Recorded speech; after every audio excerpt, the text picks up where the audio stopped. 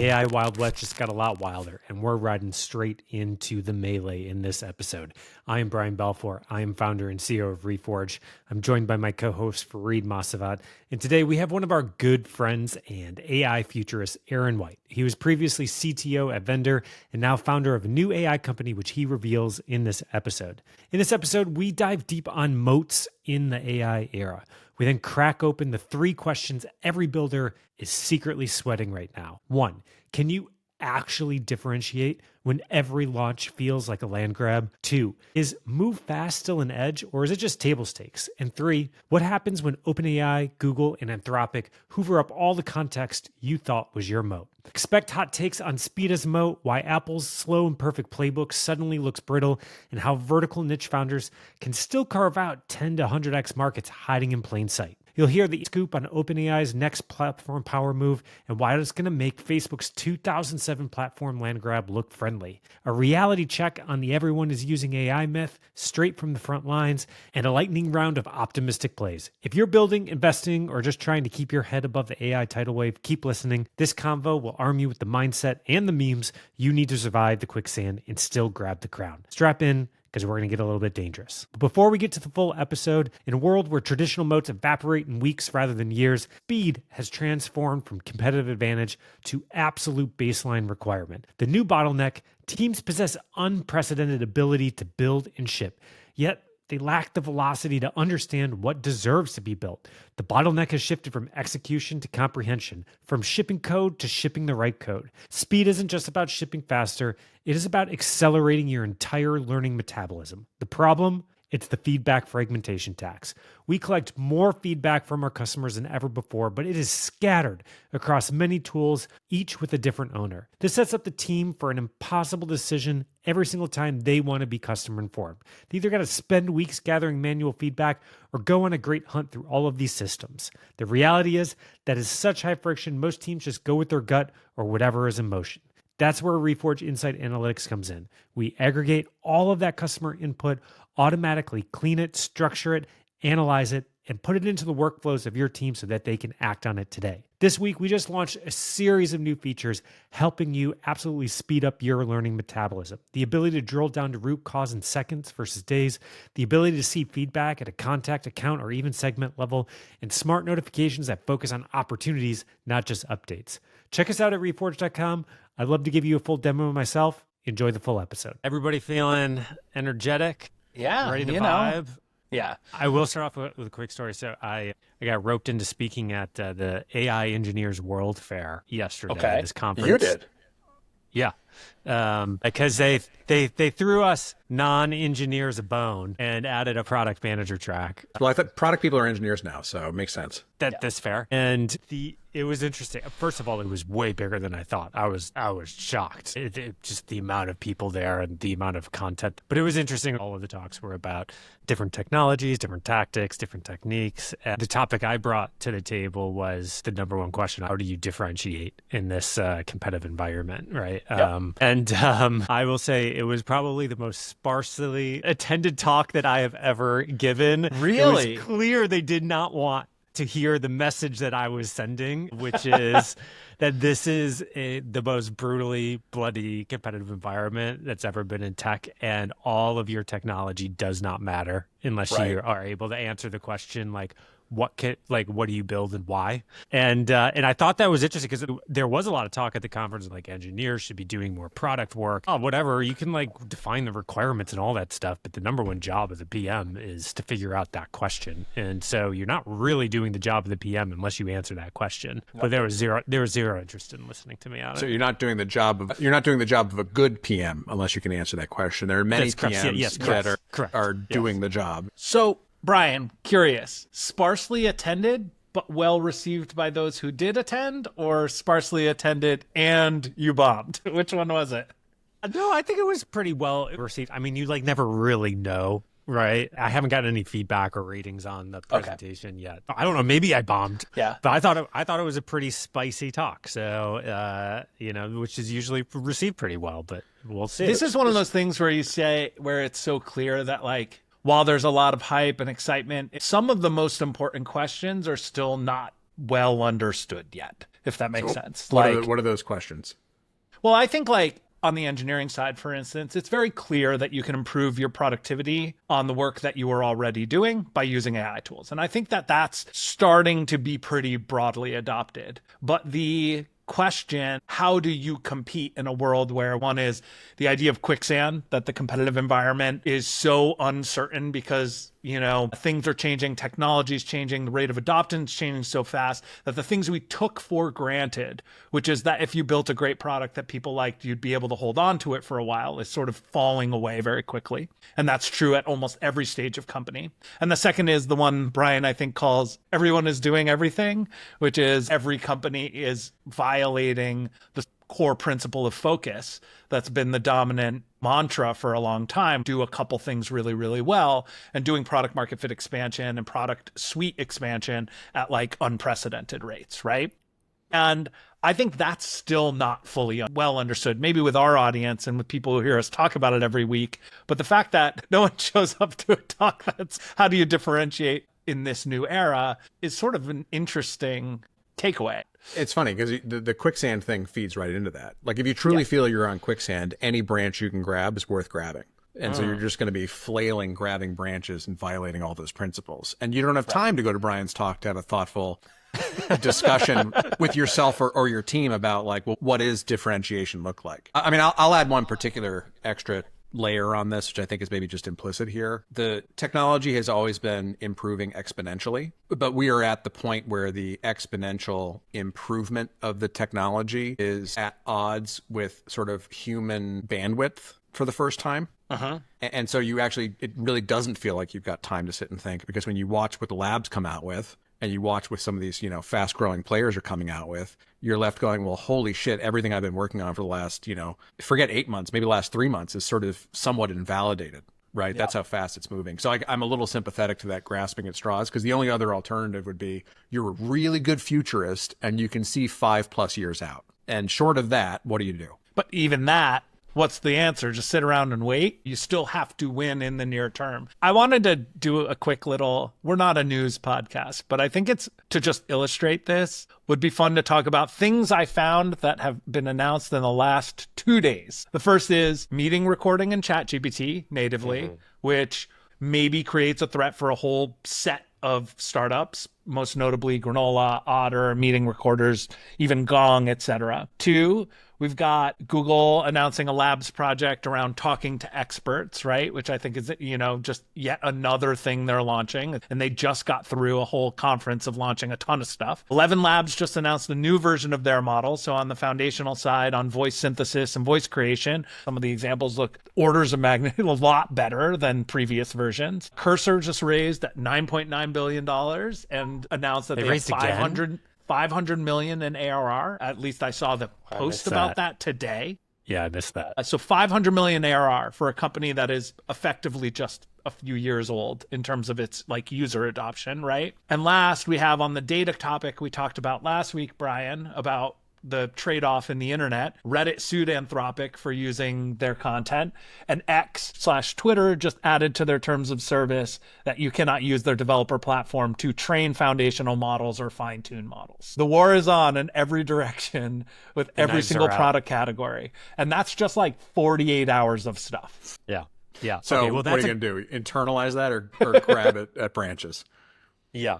Yeah, exactly. Well, so that is a good transition to the article that I've been thinking about most last week. It's from this guy, I believe his name is pronounced Jamin Ball. He's a partner at Altimeter Capital. Yep. He writes this great newsletter called Clouded Judgment. He had this intro to this past week called Moats in the Age of AI. I just want to read the first 2 paragraphs because I think it helps set the stage. And I would love for you both to commentate on what parts of it you think are true and maybe disagree with. But he said, a lot has been written about moats in software, network effects, switching costs, proprietary data.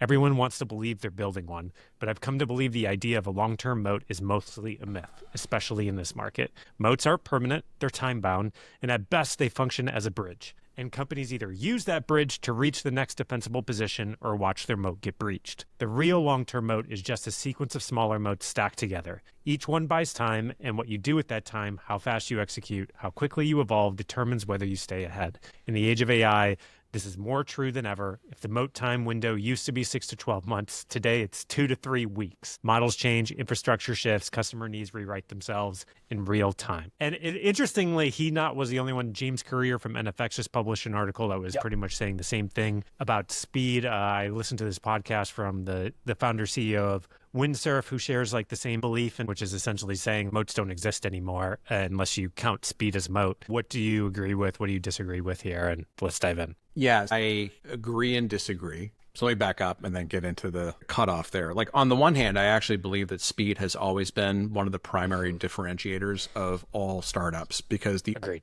You have no advantages at the start. The only advantage you have is that you're willing to iterate faster than anyone else until you find a signal to pull on. Then the switch changes historically to beating your one advantage until you've exhausted it. And right before you exhaust it, find the next one. And that requires a level of focus on that advantage. And I think you guys have talked about that before, so that's not like new. The altimeter article here maybe seems like it's saying that second phase just never comes. You're just constantly doing this. And I think that the problem with that is that the faster you're making decisions, the more likely you are to make poor decisions. So I would expect the mimetic frothing of this just to mean that people fall off if speed is their only strategy at some point, because you'll just make a misstep and someone else gets lucky and they don't. In the case of Windsurf, I think it's actually like a little telling that Windsurf says this, because my belief is that Windsurf, GitHub Copilot, Cursor, they're not differentiated at all, actually. I know there's agentic work that goes on and all that, and I'm not trying to disparage. We use their products daily. With Cursor for sure. There's a lot of good stuff that's in there, but if I think about like ChatGPT first destroyed copywriters and then the copywriting apps and the Grammarly's. I mean, Grammarly is now a PE firm to acquire other apps based on their brand. They've sort of given up the ghost on like what their primary value was. Like that was the first thing to fall. And I see code increasingly as technical copywriting. So I think they have to be fast because the inherent differentiation is just not there because most of the lift is being done by the models. But what I think is truer in this world is if speed is the presumed moat and you never find the signal to beat on or the actual moat that you get to, like a data moat or a network moat, then it should there's no point in investing in almost anybody because people could just make missteps. But I actually think if you've got a huge froth of applications out there, all moving fast, evolving wildly, right, then the moats that classically mattered, I think matter more, which is like who's got the brand, who has the network to reach an audience, and who has some sort of compounding data advantage. And in fairness, there are very few companies that have that stuff. Like that's actually pretty rare. I think that the problem is people are so used to pitching about their data advantage to sell customers and sell investors, and it never was all that real. That's fine, but you're gonna get eaten alive by each other at this point because there's gonna be too many apps chasing the same thing because R&D costs are going to zero, right?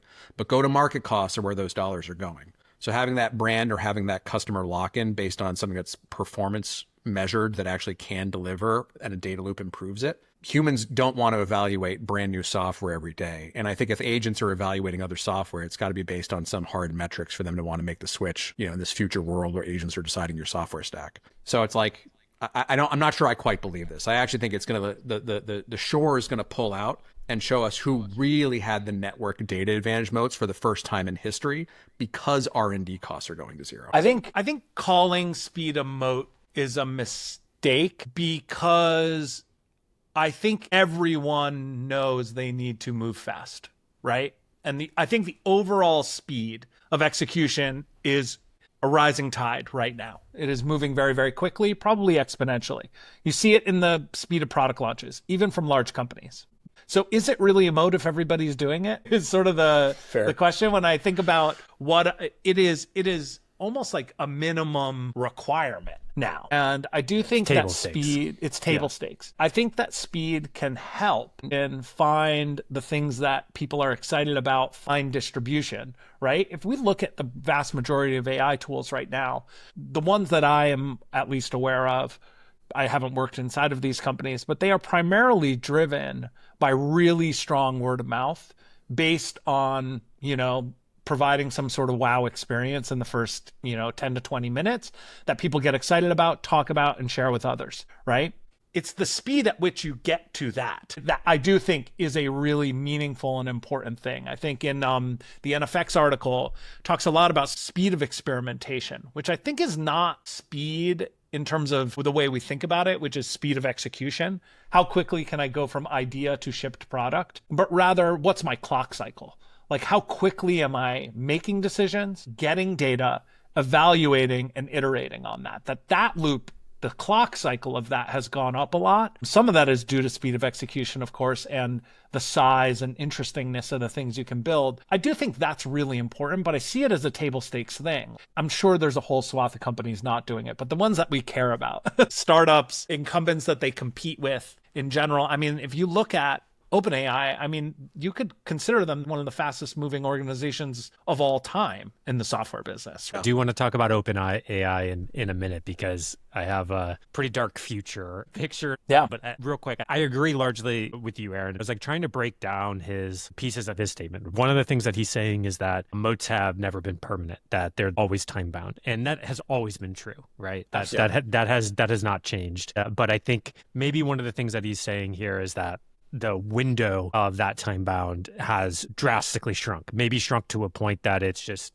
completely meaningless. The second thing he's trying to say is because of that, you just have to sequence from one thing to the next, which I also, that's always been true. It's always been about sequencing from layering an X curve. Correct. And then additionally, something he didn't specifically say, but I think is worth also mentioning is that every moat, even historically, like all the network effects, they have a ceiling or a point of where it has diminishing returns. And some moats have higher ceilings and some moats have lower ceilings. And the classic example historically here has been Uber, where more drivers led to less wait time, which led to more riders, which led to more drivers. But at some point that hit a ceiling pretty fast because going from 3 minutes of wait time to 2 minutes and 55 seconds just really didn't make a difference to consumers and didn't attract more riders. And so I think there's another thing that he didn't say here that I do feel like has shifted, which is that the ceilings on certain moats have changed. The ones that used to have high ceilings, some have gotten lower, and vice versa. Some that used to be lower, like data network effects, has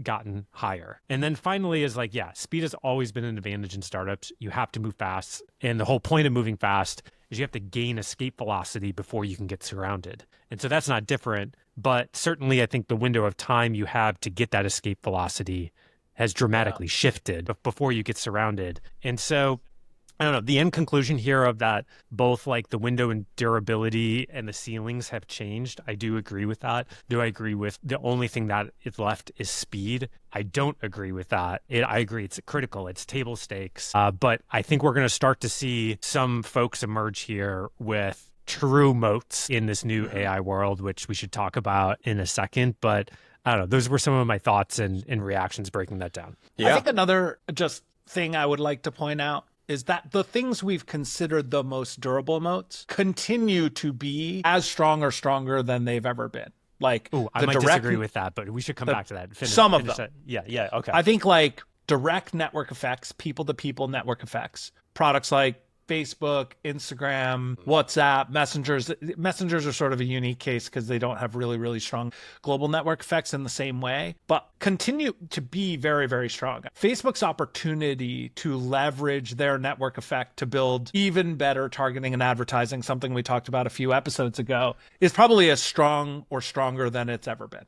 But Google's, which is a data network effect. So I think data moats are dying quickly. And I think that there are new ones that emerge, but I think there are a couple of companies, the foundational models, that have meaningful data network effects. Oh, okay. But Google's data effect or network effect around clickstream data, usage, et cetera, pretty weak right now. So right? Some are getting obliterated for sure. Yeah. Content marketplaces, great example, like having more content, making it easier to convert, Stack Overflows and WebMDs, et cetera, like dying very, very quickly. Those things.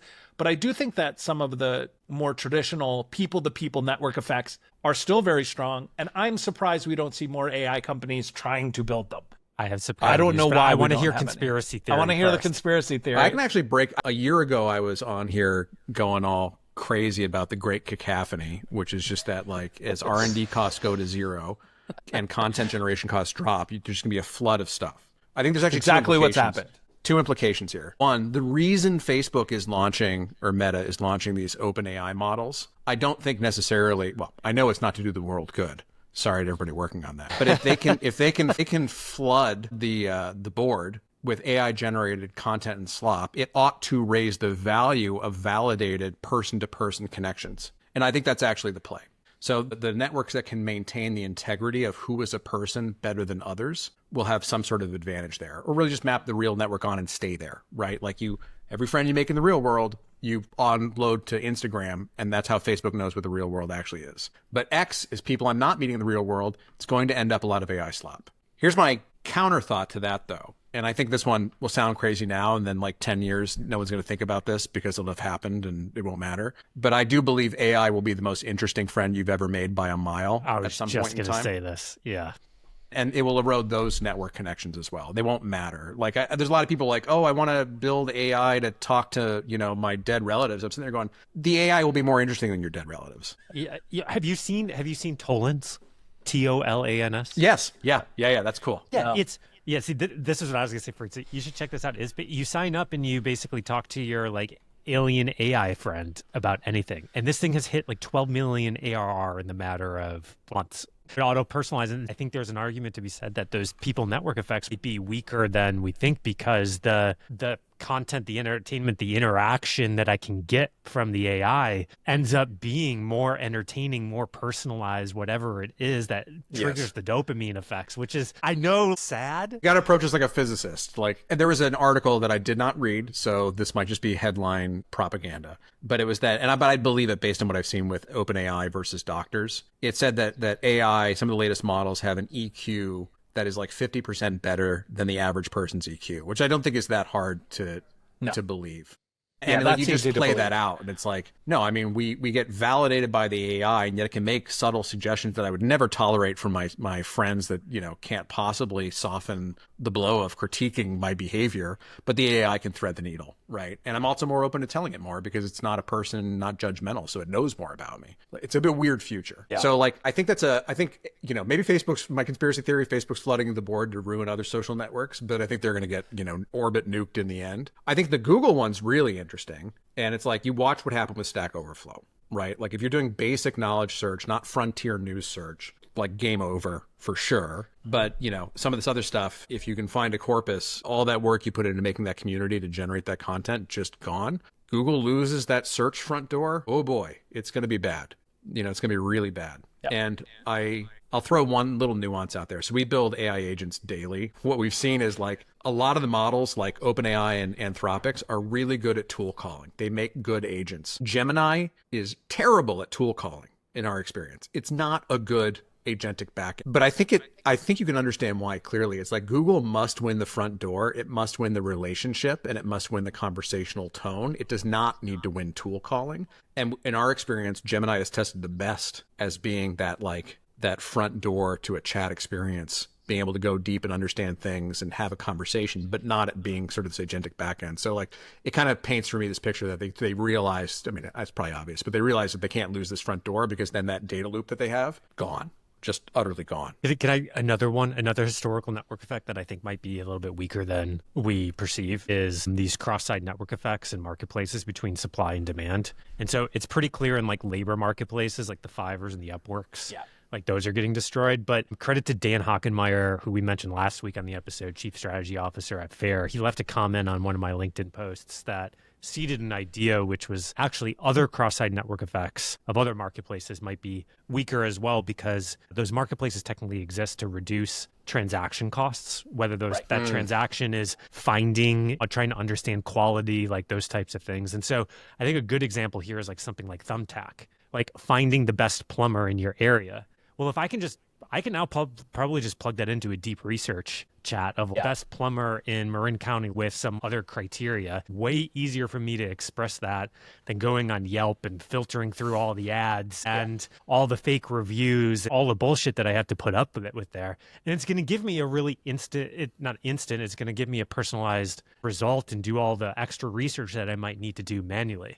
And so I think that's another example of where a cross-site network effect probably weakens as well. We talked about this a little bit I think memory as a concept and personalization around who you are, what you care about, what you're interested in is probably one of the meaningful moats that still can exist, because you don't want to repeat yourself, and you will go to the things that give you the best quality. And the problem for these marketplaces is that they exist for a single problem that you want to solve, right? I want to find a restaurant. I want to find a service provider. I want to, I don't know, find answers to code problems. But you can imagine, it's still very, very nascent, but the idea that I think the aggregators, who in this case are the foundational models, have the best opportunity to do that work for you, because they have context across all of your context, which is really what the real network effect of Facebook and Google are, is they know who you are across all the properties you visit on the internet.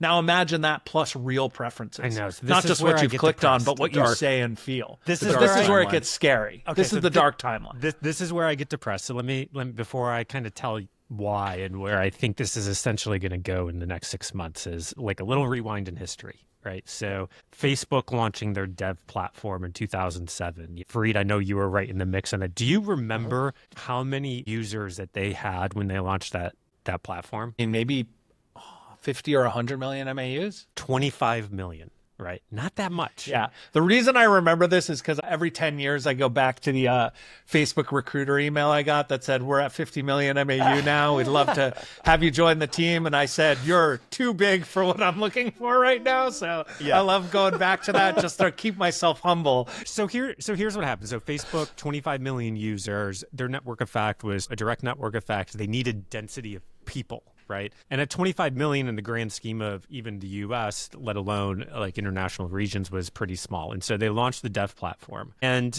there was this exchange. There was this value exchange, which was like, here, we created this canvas for you. Put whatever you want in there, games, whatever it is. We'll help you grow it. Whatever you put in that canvas, you can make money off of it. We're fine with that. We just want the advertising on the side rail. Right. That was how it started. Yep. And of course, instantly, they went from 25 to 50 million users in about 4 months. And 2 years later, they had 10x to 250 million users. That escape velocity on their network effect, on their specific moat and defensibility. And of course, as anybody who was part of that world, like Fareed and I at the time, can painfully remember what happened once they got more confident about their escape velocity. They kept pulling things back, right? And they were finally like, oh, that money that you're making inside that app, actually, we want a piece of that. You owe us 30% of it, yeah. Until they took it all the way to basically shutting it down and absorbing the highest like use cases. That was essentially their decision. That's going to seem benign compared to what I think OpenAI is going to do. Exactly. So this is exactly where I'm going. And so the exact same thing is going to play out, but rather than people density, it is about capturing context and memory. And I think what's going to happen here in the next 6 months, maybe even sooner, is they are going to launch some type of platform, and there will be some value exchange for other applications and other businesses to come onto that platform. And it's going to be about more interaction, more capturing of the context into OpenAI's memory systems and that data systems. And as soon as they believe that they have escape velocity on that thing, they are going to flip the value exchange and either tax the whole ecosystem or do exactly what Facebook did, which is essentially shut the platform down and absorb all of the major use cases. And I think that is not a great ending. Yeah. Like for this all. But yeah, it looks a lot more like the Microsoft model, which is, I think they will absorb the highest value use cases and still have developers because the context is so valuable in other ways, advertising, driving their own usage and revenue, continuing to build the moat. But remember, like, compared to Facebook, which looked like the fastest growing thing on the planet when it was really getting going. Correct. OpenAI, like ChatGPT is orders of magnitude faster growth than that. Like, way faster. So let me feed into this and give you proof points that this is already happening. So number one, they just announced, I think it was yesterday, maybe today, I think it was yesterday, that the free tier of ChatGPT will now have memories. Okay. Surprise, surprise. Yeah, right? I mean, that would be crazy not to do. No. Their agents are going to have memories built in as well, which gives them developer lock-in. Because right now, as a developer, it's largely fungible. I'm just sort of chasing some combination of performance and cost, right? And that doesn't work for them. But here's what I think the economic physics of OpenAI and the large foundational model companies are. So Google, them, Anthropic, whoever else you want to put in this bucket. We are still on the up part of the S-curve of intelligence, and it's a massive capital-intensive game that very few people can play. The giants can play. At the same time, to get breadth of usage, there's this war to bring the costs down as much as they possibly can, including subsidizing them, right? So I did a presentation for investors recently, and like the takeaway is smarter than everyone, cheaper than anyone. Like that's the thing to hold in your head, right? That's where we're headed, if not already there to some degree. Now, you can't play that game forever if you're selling at a discount, trying to just raise infinite capital from, everybody on the planet. You're going to sort of run out. So what happens? You look at what is the easiest, highest value thing to address with the intelligence per token that we're delivering. It's code. That is why they launched Codex. That's why they're acquiring Windsurf. I think the Windsurf founder, I'm sure he's made a ton of money, but just to deflate the whole like speed is my competitive advantage thing, it's like I think he sold out because there is no moat that you can defend against when this is sort of inherent to the models and a few agentic techniques away from making something great. So he made the right move in selling. But I think it's because there was no actual moat. Now, granted, selling at that scale without a moat, fine, high fives all around, right? I'm not, Poor you. I'm not, but you see what I'm saying, like in terms of the physics. So what I think is going to happen here is that OpenAI will keep providing cheaper intelligence than the economics warrant in order to find the next highest value things to absorb first party. Brian, I don't even think they need to have an app framework to do this. Like, I think it's enough to lock people in with a little bit of memory or just to observe what's passing through the token stream in order to get there. I am already feeling it. I am already feeling this. I heard from Brian the other day, the new Claude model does a bunch of cool stuff really well. And I just feel myself being like, I've got a lot of context in my ChatGPT projects right now. I've got some memories, I've got workflows, I've got special instructions, I've got all these different things that make it feel personalized to me. So not just intelligence, but directed and personalized intelligence. And it is driving me away from experimenting with other stuff. For instance, I love Granola. It's an awesome product. I take notes with it on every single meeting that I ever do. It feels like human-assisted intelligence that feels really, really great. But you know what? I don't use their AI chatbot thing that's on the side where you can ask questions to get email follow-ups and action items and those kinds of things. Generally, I move those notes into ChatGPT as context in existing projects because I'm working on bigger projects that don't make sense to do in my note taker. I'm working on a new strategy doc, or I'm working on a presentation, or I'm using that as input into some broader set of stuff that I'm doing. And it's sucking up context. Now, the tools for this stink. There's no good way to do it. It's a lot of copy paste. It's a lot of mess, but a world where they are collecting that context over time does create a real moat. So I have a hard time coming up with moats for people building on top of these things, but I have a lot of arguments for why the foundational models can build meaningful moats over time. And is the net result there's only two companies? Share my particular strategic bent because I'm trying to practice what I preach. But I think it's as good as Granola is, you've said basically I value the UX and the utility. It is not a platform for me, and that is unstable ground for a piece of software to be on, right? So, if once OpenAI launches their meeting note taker, and it sounds like they have, it's going to be apocalypse, now, and they hoover up more content, more context, not just for the individual, but they can start parceling out between individuals what the shared context is. I think I said this a year ago as well. I think people in a good position that haven't raised their dragon mode yet, Apple has not gone founder mode on this just yet. If you own the device, you see everything the user sees. Yeah. It's funny, Limitless switched from that rewind app to the pendant, but the rewind thing actually made a lot of sense to me. And I think the OSs will start doing this at some point. Just be like, look, whatever you see, we see, so we can be better for you. Yeah. That's going to be the ultimate integration point. I think that's why OpenAI has their operator. So they can be there trying to passively absorb this now. And it's why they're trying to build their own device. It's not just browser. Probably because they need all the context and device. So I think hey, knock, knock, Google, Microsoft, Apple, wake the hell up. It's a bit of a privacy nightmare, but that's where this is headed for sure. So just to get back to the speed argument, is probably most acutely obvious looking at Apple versus, say, Google, Microsoft, Facebook, et cetera, the other FAANG companies. Apple's strategy, which is to be last mover, worked really awesome for a certain category of stuff that they have dominated for almost 20 years. We're almost 20 years into the iPhone era. That has worked incredibly well for them. I think it's a huge liability for them right now. And you just see it. They're trying to move fast by announcing stuff and then never shipping it. Siri is not a useful product at this point in time. There's a lot of ways they could move fast, but I think their fear of being beholden to some of the foundational model companies probably is a piece of the puzzle here.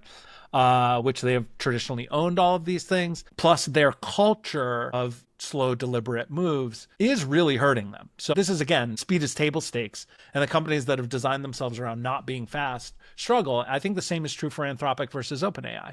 Anthropic is deliberate. It's part of their core values that they have safety, and they're going to release things later as a big piece of what they do. And I think it hurts them, especially on consumer adoption. Yeah, just side thought here. Basically, the move would be Apple should buy Anthropic, right? That's it feels almost inevitable. Yeah, AWS or Apple buys Anthropic. Yeah, that's. And my Anthropic equity is ready for that. So Wait, what? How do you have Anthropic equity? I didn't get in early, guys. This is like, so I don't know if you've seen behind the scenes. Like, every deal now is super syndicated to everybody in their own. Oh, yeah, There's no alpha anymore except at like the seed stage or the Series A. So if you're an investor, you just get to see every Series C and beyond and every secondary round. You can throw dollars in, very expensive deals, but there's certain ones like Anthropic that I think will be like at least some sort of multiple on. So if you are not OpenAI or one of these major players and you are a company competing in this environment and this feels like the inevitable vector that we end up down, like what do you do? How do you behave? Aaron, you're one of the folks building in this space right now. What's your approach? So I'll tip my hand as to what we're building if it's helpful, because that might provide some context. Again, I'm going to die on this hill. Hopefully it's the right hill. So we're building a platform where any domain expert, someone with any specialty knowledge, can come and talk to our platform, and it will build them an AI business, soup to nuts. Landing page, monetization, customer management, and the actual agent or app. And you do not have to be technical for this. If AI can write code, you definitely don't need to be technical in the future. That's an implementation detail of the highest form now. So I share this because if you think about like where every vertical AI SaaS comes from, it comes from a domain expert being interviewed by product, who is interviewed by an AI, pipeline team that then hands it off to the SaaS infra team. SaaS infra is meaningless these days. I think you can automate a bunch of the AI work. We're learning the patterns. And if you can automate a product person, sorry, Brian, then you can get this. You just need the domain expert at the top. And the reason I share this is the thing that's happening in the agentic field right now. And I don't know what the window on this is, just to be clear. I'm painting for you what I think is the longest window I can find. Right. To get an AI agent working well does require a bit of a loop of experience and does require the type of knowledge you only learn through the slow school of hard knocks. Yes. If it's deducible, specific knowledge is what I think we call this. Specific knowledge. Things you can only learn by doing. If it's common knowledge or it's logically deducible, the foundational model is going to eat your lunch. If it's something you kind of have to live and breathe to learn the nuances of, someone taking the time to encode that into an agent and then increasing its efficacy by collecting those data loops is creating a mini moat. And as long as those moats are like relatively mini enough, I think you've got a somewhat time horizon defensible thing. If it's something like how to do good code, I don't think it's defensible at all because it's so massive. It's at such interesting scale that the head of that specific knowledge curve is going to be eaten away. Doctors, copywriters, like all that stuff. Yeah, right. Competition in horizontal or large markets is going to be too much. It's just going to be too much noise, I think, is the thing you're saying, basically. Yeah. So what I'm trying to do is aggregate up the long tail. Mm-hmm. And I think there's some defensibility both for everybody who chooses to build with us, but also in aggregate for us. A lot of problems with this strategy, clearly, right? Like you could probably rattle them off right now. But I think it's like the specific knowledge is the one thing that I can get behind right now that I think is immune to just rapid absorption. The other one will be any sort of person-to-person network effects or durable brand trust. But we've already talked about why some of these things are not as long-term and real as we thought. But as the cacophony goes up, compounding advantage to people who have figured out go-to-market or just own an asset there that allows for that. If you could figure that out today, run to it as fast as you can. So one interesting takeaway from that is I think people in the Valley have been calling this taste a lot recently. I feel like I've seen a lot of thought pieces on like how important Rick taste Rubin's is. Yeah. And I think taste is really, in some respects, a proxy for specific knowledge. You know enough to make smart decisions that are novel or interesting because of your depth of understanding of a specific problem. I saw a tweet that was like, being good as a PM means being able to look at a landing page and know what its conversion rate will be. It was Nikita Beer. Yeah, Nikita Beer. Yeah. And in some respects, that is the knowledge that you develop after having run a billion things. You just Nikita, know what if you want works to and build an doesn't. agent to do that, let's go do that. Yeah, exactly. So there's a world of that kind of stuff. And in a lot of ways, it's the kind of work that I do is like, hey, let's short circuit a bunch of decisions. Well, let's drive speed by having good taste, by having good specific knowledge, by having good decision making. So I do think speed of decision making is like the most important thing. And I think we call that taste, we call it knowledge. And I do think there's a lot of opportunity. Ignore the like normal venture capital path of like building really meaningful businesses in a lot of these corners of the world without needing all of the expertise you used to need to do. Like if the cost to entry is much lower, the number of interesting businesses should grow. Now, I think do they have moats? I don't know. Like 10 other people who are as smart as you can build them too. But maybe that's okay if you don't raise $100 million to build Well, it. I think that's actually a very important term, which is there might be a lot of implicit here, I believe this, but like a lot of interesting size successes that don't require venture scale dollars. But actually, to your point on cycle time, I think it's actually really important because I think you've identified 3 components. One is specific knowledge allows you to move faster because it gives you the confidence. 2 is tooling, like your awareness of what's possible allows you to move faster if you lean into the future. And the third one that I think is implicit in a few of the examples you've given is operational excellence, like that culture that allows you to do that is actually a hard thing to generate because it's against a lot of human instincts. So the Bezos quote's so good about one-way versus two-way doors because most humans default to thinking every decision's a one-way door. And that's actually not true. And so if you can fight your instinct, you can move faster. And that's a sign of operational excellence because it means a lot of internal trust, both in the process and each other. And that's hard. But that gets easier as organizations get smaller because there's no one to justify anything for. Brian, how about you? How are you thinking about speed of these topics right now? Like, what is the advice you would give yourself or other people building who aren't the 2 biggest companies, The talk that I gave at the conference borrowed on some of the stuff that Ravi and I did for the AI strategy program, which was talking about his concept of finding differentiation is about treating AI like assembling Lego pieces, right? In the sense that you don't have to build a whole new model on one end of the spectrum, and on the other end, you can't copy and paste kind of the chatbots and expect differentiation. There's something in the middle that combines some form of data, some form of off-the-shelf AI components, and some form of your functionality together in a unique way to find a seam of differentiation. And granola was the common example there, right? Like they entered a market that was just all out competitive, but they combined a few things that were very unique. They combined not just the transcription, but with the person's notes to generate a unique output. That unique output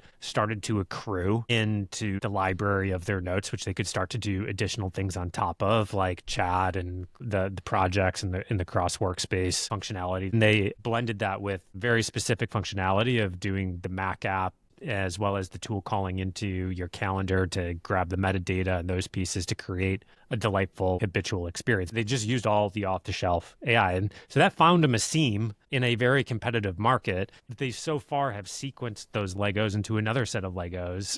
But now the question is, are they able to still keep doing that? I think that is a question for a lot of teams. Internally, I think it's trying to redefine what we think our own internal definitions of speed. I think that's probably the hardest part is everybody has to take a mentality of playing bigger because what you can do is a lot bigger. And look, I've been in the industry for like 20 years now. So that's 20 years of habits and thinking about what is possible with the people and all the stuff that I have to somehow short circuit and rewire on every single decision that we make. And then I have to get everybody else in the organization the same way because every time I'm like, let's do this, of course, the natural reaction is, oh, that feels crazy. No. Like, let's reconsider the new environment. And so I think that's just, James had talked about in his article that like speed is a lot of it is like a mindset shift, and And it is, and it is taken, even though I know all of this stuff, it takes a lot of proactive effort to shift the mindset and redefine your expectations of speed and what you're able to do. Your years of accumulated knowledge make you a potent strategist and expert, but also ossified in the way you work. Totally. Yeah. I mean, we're feeling that. We're building AI software with a bunch of AI interested engineers, but are we using it enough? Like I know some of the kids who are running laps around all of us are doing, like probably not. One interesting exercise that I think, this is maybe not for the whole org, but for engineering teams out there. And if you're already doing this and I sound like a dinosaur, good on you. And if you're a dinosaur listening in, like it's useful. Choose some period of time, a couple days a week, buy Devin, get it set up ahead of time, and then force all engineers to only interact by directing Devin. You may not touch your code editor. Find opportunities like that to force people into a... Yeah. One other thought that came to mind, Brian, as you were talking is how do you approach big enough ideas that I don't want to say small, but small enough that they are out of the wake of the major players? And the way I think about this is looking at Microsoft in the early days of the PC is they absorb the largest, most obvious horizontal end software use cases into their ecosystem as fast as they possibly could. Like that basically is the Office suite, things like Outlook, file sharing, I'm trying to think, browser. Like those are so big that they just get absorbed by the platform. But there's a huge Microsoft, to this day, PC software ecosystem. It's huge. It's way bigger than Microsoft collectively. But each of those, its own things. I think vertical solutions have a unique subset or segment that they're interesting to, et cetera, which is where I think it's really hard because you want to go for the biggest opportunities available. But if you think about what LLMs are really good at, like code writing, meeting context, like doc creation, like these things are right in the wake of the container ship size thing moving at 100 miles an hour. I think the definition of like what is unique and differentiated is completely shifted as well. Because to our earlier conversation, it's very clear that both OpenAI and Anthropic are going after hoovering up as much of business and, in the case of OpenAI, consumer data as possible, whether that's through integrations or through their own native functionality or through this eventual app platform that I think they will likely launch. And it's clear like the things that they probably don't touch are things like legal and health tech, but anything in the general business environment feels fair game and open territory for them to hoover up, so that just that bar of what is different and what is protected is fundamentally different. And my argument is every market is at least 10x bigger than you think it is. Well, that's the future. So it's okay. Like, does that make sense? Because like, I think we saw this in cloud. It's like what looked like small niche markets were actually massive. I think they're even more massive than that. So are you bullish for a Gleam? No. Right. No, I think too close. Darling of the enterprise AI, recent iteration. And yet with these launches of these connectors, it seems like it's going to be a hard one. Maybe the market's 10x bigger than I think it is, as always. Yeah. And, quality and sales matter here, and that may be true, but it's the moats, to Brian's earlier point, are getting obliterated quickly. So I think you need a deeper theoretical framework if you're trying to be big. Because one last thing, 7 to 10 years to IPO feels like a liability these days, like a real liability. There'll be companies that get to hundreds of million. Take Gleam as an example. Oh, I don't know when they got started exactly. Right. But you're not going to get liquidity out fast enough before the market shifts out from under you yet again. And I think like Microsoft's ecosystem, actually Gleam's fundamental problem potentially. I mean, again, very successful company. I'm not trying to disparage it. And the founder's awesome. The product's awesome. But like all that Microsoft ecosystem is built to support humans doing some work at the tip of a spear. But if that is being, end runaround right up there, that all is going to collapse ridiculously fast because it didn't have a theoretical safety. Yeah. All right. I feel like since we're also running out of time here, we have to end on some positive thought. Note. So maybe we just do a quick round the horn and try to leave this conversation with a little bit of optimistic energy here. Computronium supply chain. Whoa, Go dig up minerals, make chips, power them, and put them in robots. And if you're doing that, you're probably actually like the software industry as we know it has taught us a lot. It's actually applicable in more places. Go find your way into that supply chain. That's be my positive, optimistic note. I think there's a ton of growth there because we already know we're going to be constrained on throughput with this stuff. Mine is that thought around markets are 10 to 100x bigger than you actually think they are. your ability to, if you know how to go to market and have specific knowledge in a specific in an area, you can build organizations and companies that are much smaller and much more efficient than they ever have been. I think the opportunity for what used to be called small, cute lifestyle businesses are actually 10 to 100x bigger than you think. And so I think if you know what those things are and you can build in them, it'll be a while before the big players come for you. The danger there is all the other little guys, but that's a much easier game. That's the normal startup game. Yeah. I'll leave on a note. We're still early in the game. The three of us and probably all of our listeners live in a LinkedIn, Twitter bubble where it feels like it's game over. Everybody's adopted everything at this point. And I can tell you, like, we have been running interviews nonstop with people on the front lines adopting these tools. And one of the main questions we ask is like, okay, tell us about the adoption and the rest of your organization and your friends and the network around you. And I mean, outside of the typical general usage of using a Gemini here and there or a ChatGPT there, the story we find all the time is there's a couple people in the organization really using it in depth. Everybody else is not. So it's crazy to think about. We've seen this much impact and chaos given that we're maybe just exiting the early adopter phase of the curve, but the game is still early. I like that. So we should all also invest in the foundational model series, plus rounds. Apparently I need to get some of your Anthropic actions. They all need to just be public so we can all bet on it. Well, buy NVIDIA maybe is the takeaway there. Yeah, that's fair enough. All right.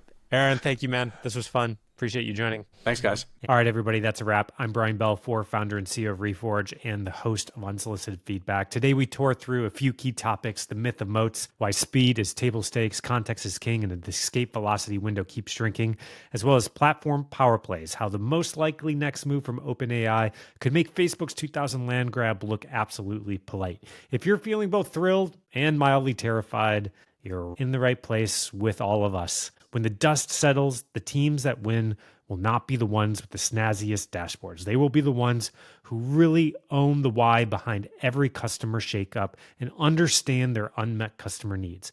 And that is exactly what Reforge Insight Analytics does and helps you do faster.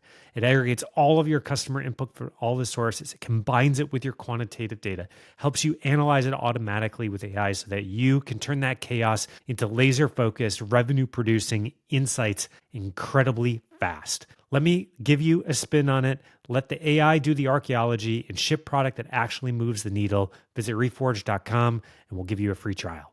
Thanks, everybody. See you next time.